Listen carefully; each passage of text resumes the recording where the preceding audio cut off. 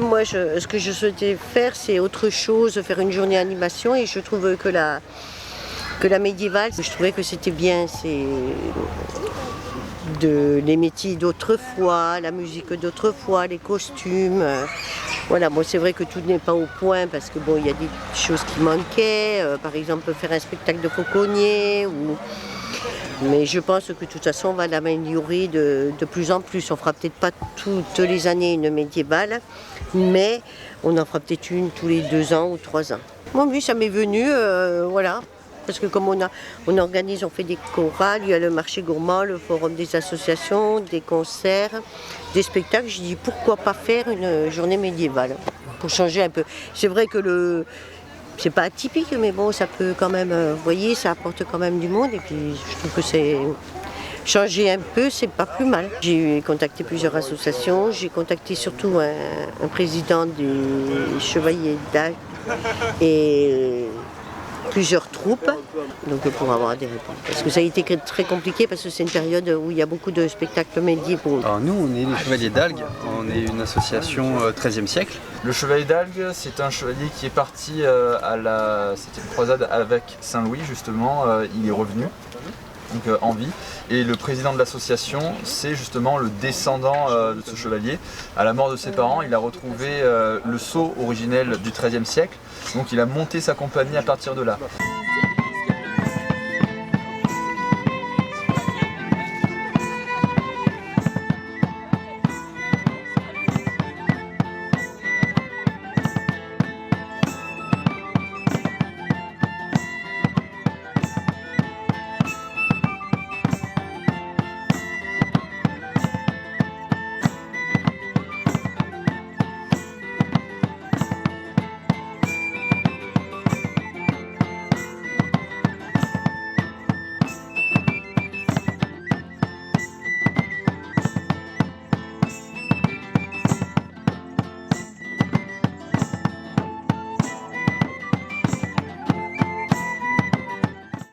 Alors je suis un personnage du XIVe siècle, je suis un mercenaire qui est sur les routes de France pour gagner tout simplement sa vie. Je fais partie de la Juste Solde, c'est une troupe de mercenaires qui arpente la France au XIVe siècle et on se fait payer par divers seigneurs pour combattre à leur côté. On participe souvent à des offs, donc on fait nous assez rarement avec du public. Et on se spécialise dans le combat, donc on fait beaucoup de démonstrations de combat, surtout à l'épée à 2 mains, mais quelquefois aussi à l'épée bouclier, pour représenter aux gens comment on pouvait combattre au XIVe siècle. Donc on fait beaucoup de mêlées, de duels, et on présente l'armement au public qui vient nous rendre visite. Cette passion elle est venue très tôt. J'ai fait partie, étant jeune, d'une troupe assez grande dans le sud de la France, qui s'appelait la Compagnie Féodale. Et j'y suis allé par hasard et ça m'a plu et j'ai vraiment été séduit par l'univers et par l'histoire de France.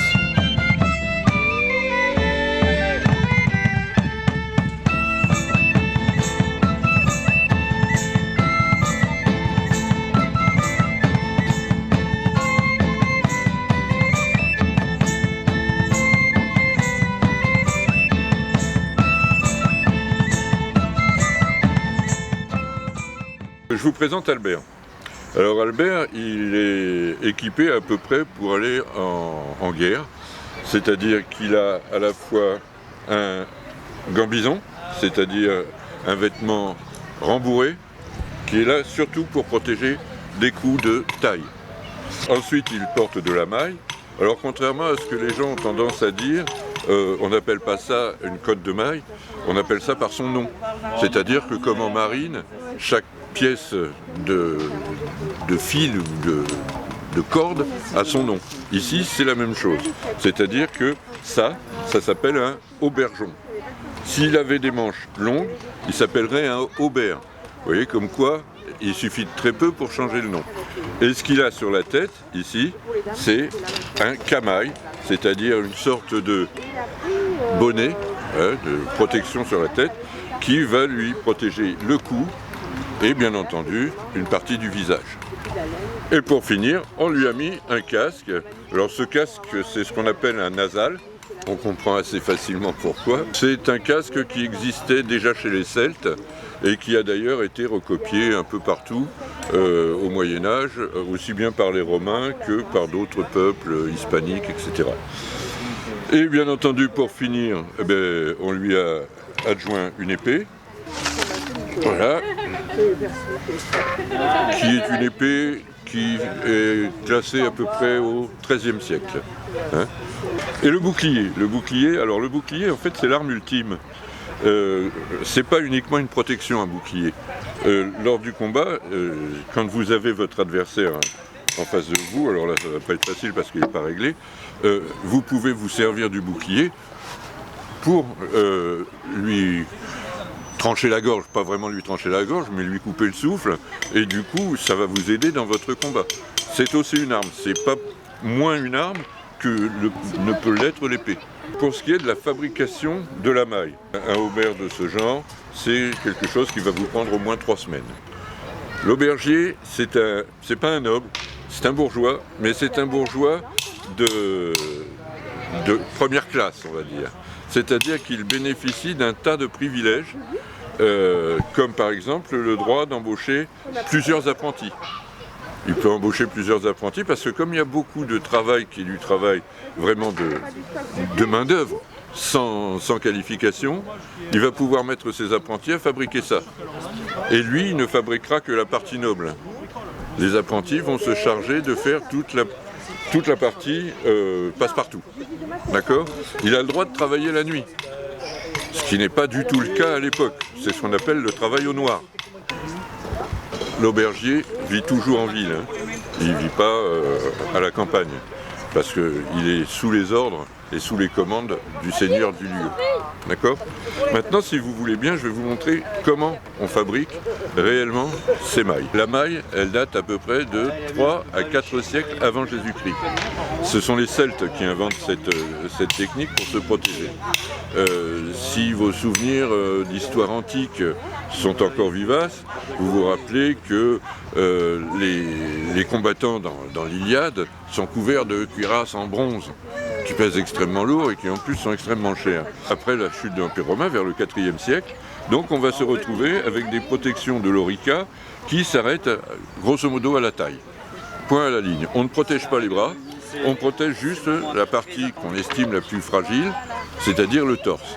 Et bien entendu, il y a un casque. La maille elle protège des coups de taille, mais elle ne protège pas des coups d'estoc. Et entre autres coups d'estoc, vous voyez, ici, la flèche est passée à travers. On va commencer à remplacer la maille par de la plate. La plate, c'est-à-dire ce que maintenant on appelle une armure, mais au début, c'est très simple, hein. Ce sont des plaques de métal qui couvrent le corps, qui couvrent le torse surtout, hein, et qui vont permettre d'arrêter en principe des armes de jet comme la flèche, la lance, voire l'épée, qui n'est pas jetée, mais enfin qui est là pour percer elle aussi. Tout démarre avec du fil de fer que va me fabriquer le forgeron. Alors le forgeron, pour me fabriquer ça, c'est très compliqué parce que j'ai besoin d'un petit diamètre et le forgeron, lui, avec ses outils, il ferait plutôt du gros diamètre. Donc quand il a fini de faire ses premières barres de métal, il a une enclume spéciale avec une rainure, vous ne l'avez pas là bien sûr, hein, avec une rainure, et dans laquelle il va frapper sa tige de métal pour lui donner la forme qui est celle-ci, hein, la forme qui est celle-ci, qui va lui permettre ensuite de passer dans des filières de plus en plus petites pour obtenir le diamètre que je lui ai commandé. Ensuite, avec cet outil qui est très simple, hein, je vais fabriquer une sorte de ressort, hein, ça, et c'est de ce ressort que je vais tirer mes anneaux, d'accord ? Donc, le seul outil qui n'est pas médiéval, c'est la pince coupante, j'en ai pas trouvé. Donc je coupe mon anneau. Comme on peut le voir ici, j'ai un anneau qui est à la forme de spirale, hein, c'est normal, c'est un ressort que j'ai fabriqué, et que je vais pouvoir soit ouvrir, soit fermer. On ne peut pas le faire à la main, c'est de l'acier, hein, il faut du matériel. Vous voyez, je l'ouvre ou je le ferme. Quand il est fermé, on va dire que la maille est aboutée. J'ai fabriqué des espèces de petites fleurs, c'est-à-dire un anneau et 4 anneaux autour. Et ça, je vais en fabriquer des milliers d'avance. C'est pour ça que j'ai le droit d'avoir plusieurs apprentis.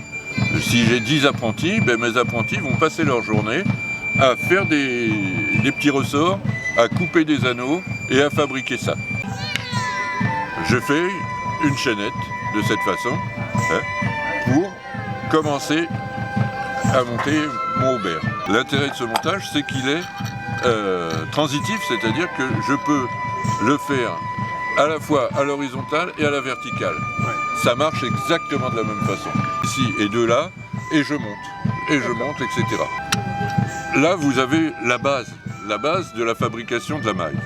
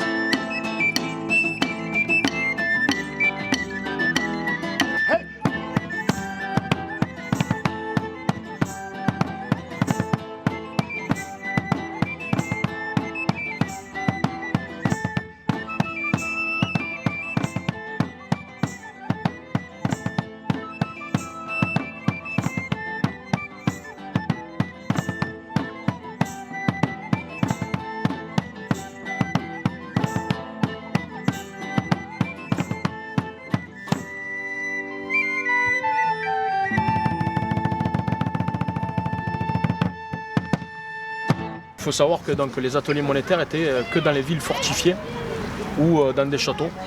Parce que, il faut se protéger des brigands et souvent c'était proche de minerais pour avoir la matière première.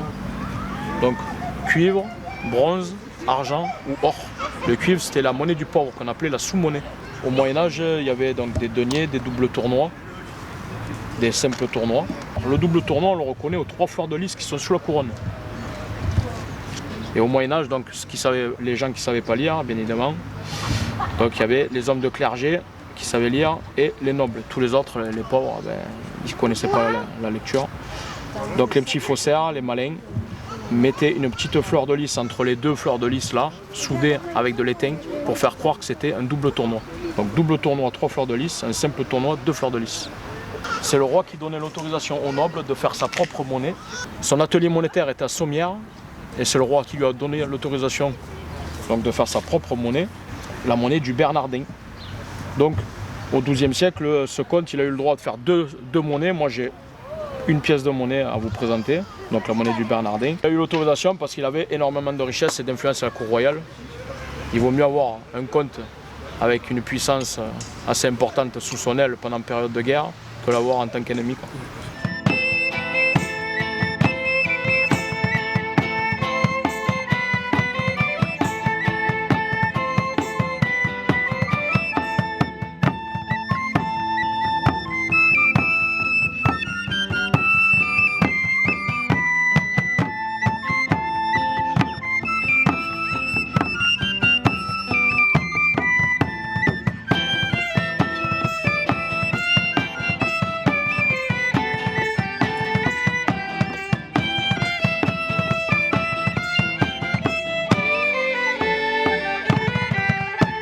Donc nous avons chacun une charge à présenter quelque chose. Donc moi c'est l'art de la table et chacun d'entre nous on a une spécificité. Et on a une couturière donc sur l'association. Elle essaye à chaque fois d'être au plus près de l'époque à laquelle on est. Donc nous on est du 11e au 15e, donc toutes nos tenues sont entre le 11e et le 15e. Donc en général c'est du lin, donc elle achète le lin et elle fabrique les tenues avec. Là, elle fait beaucoup de capes, donc elle essaye de retrouver voilà, la laine qui était la plus appropriée, les couleurs aussi, puisque chaque couleur avait une spécificité et une référence.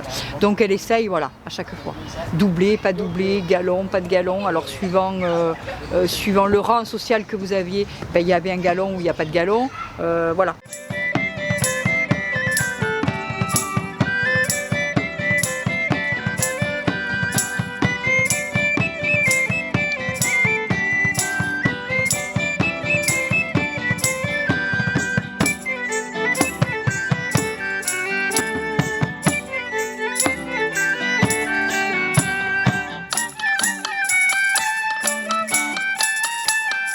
Là ici par exemple je vais agrandir l'échelle dans la mesure où là l'atelier montre la diversité du commerce au Moyen-Âge.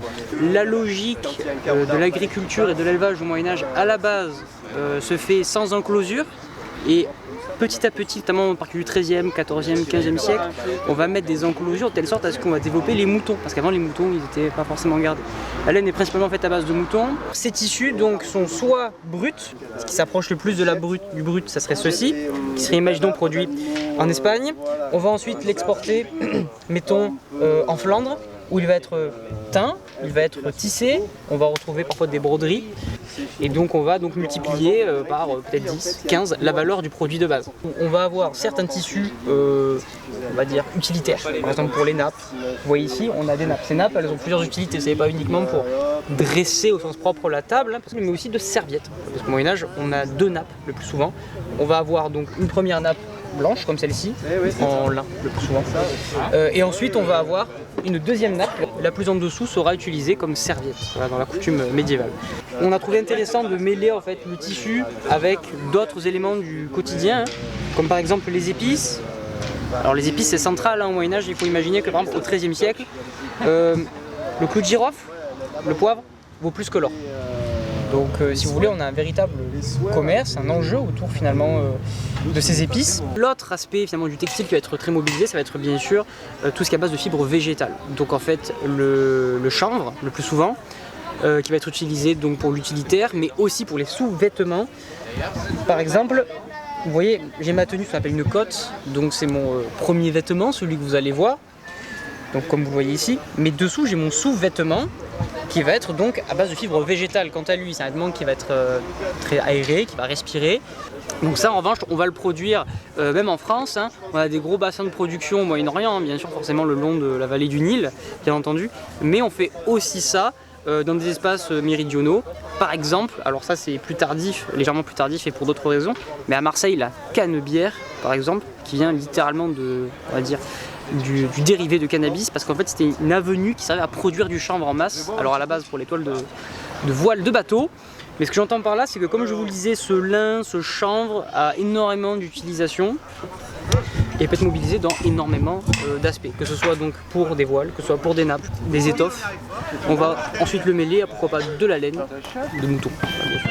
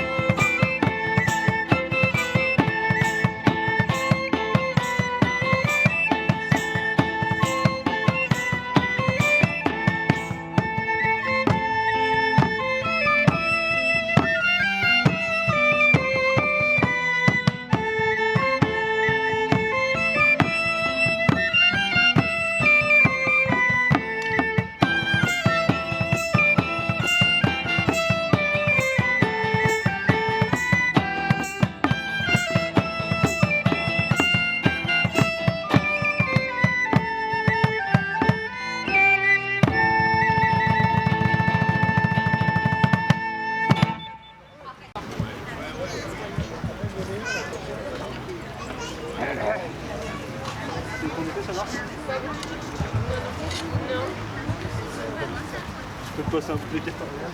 Ouais, en vrai. Non, oui, oui. Une belle sol de Medina. Prends déjà un petit point d'avance. Oh, Jérôme lui remet la belle.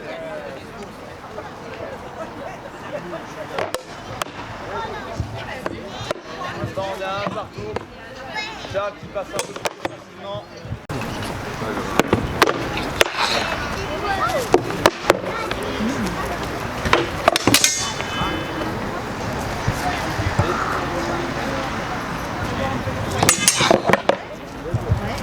C'est une petite touche sur le casque, monsieur du revers. Allez vous poser, allez vous écouter, n'oubliez pas, c'est un plein d'air.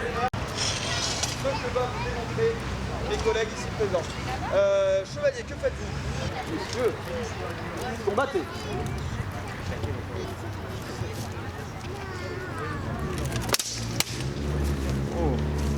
Des belles touches qui s'arrêtent essentiellement au niveau des mains. Vous voyez qu'ils essaient de parer à chaque fois tout en touchant leur adversaire. Le geste est un peu plus technique, ils se menacent de la pointe également. Là, il s'agit d'une touche et la contre-touche revient. Le blow et l'after-blow, le sang et le contre-sang.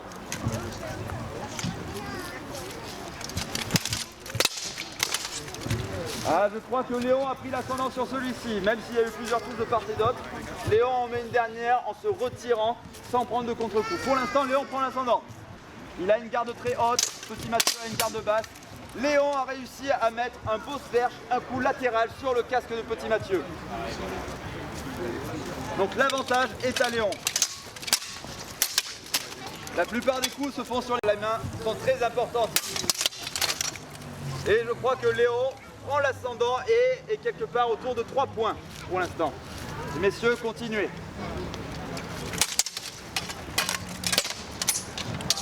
Ah, c'était intéressant. Petit Mathieu avait réussi à mettre un coup. Léon a mis un afterblow tout en se retirant. Pour l'instant, il n'y aura pas de point pour celui-ci. Messieurs, vous pouvez retourner. Toujours se menaçant avec la pointe, je crois la garde de la charrue. Ouh, Petit Mathieu a mis de beaux coups sur la tête de Léon cette fois. Il n'a pas pris de coups en retour. L'avantage est à Petit Mathieu. Bon, forcément, si je garde Petit Mathieu entre moi et le combat, je ne verrai pas grand-chose. Il faut que je me déplace. Je crois que ça a appliqué. Je crois que Petit Mathieu vient de remettre un point. Ils sont plutôt à égalité là. Et Léon reprend l'ascendant avec des coups latéraux que Petit Mathieu part péniblement. Il réussit un peu, mais le coup est diminué, mais je pense qu'on aime bien.